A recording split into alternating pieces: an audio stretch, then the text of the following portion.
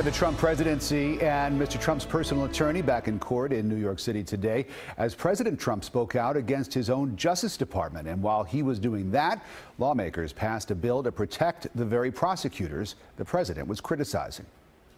President Trump's personal lawyer, Michael Cohen, after a judge appointed former Judge Barbara Jones a special master in his criminal case.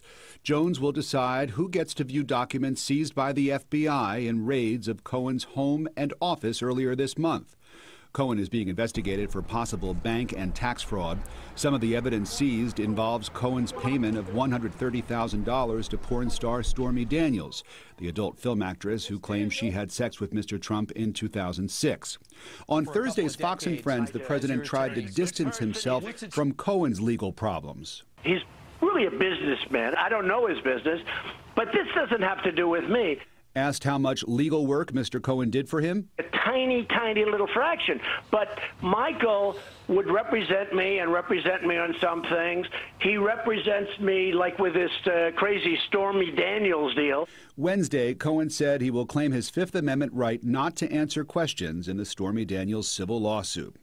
Meantime, the Senate Judiciary Committee passed a bipartisan bill to protect special counsel Robert Mueller from being fired by the president. 4 Republican senators voted in favor, along with every Democrat on the committee.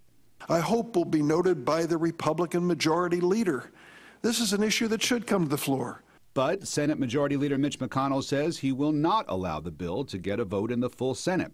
This morning, the president didn't rule out firing prosecutors working on the Russia investigation. So I'm very disappointed in my Justice Department. But because of the fact that it's going on, and I think you'll understand this, I have decided that I won't be involved. I may change my mind at some point because Republican leadership has said publicly that the president should not fire Mueller, Assistant Attorney General Rod Rosenstein, or anyone else who's part of the investigation. Now, traditionally, presidents keep their distance from the work of the Justice Department. President Trump says that he's trying to abide by that, too, but that at some point he said, quote, "I won't."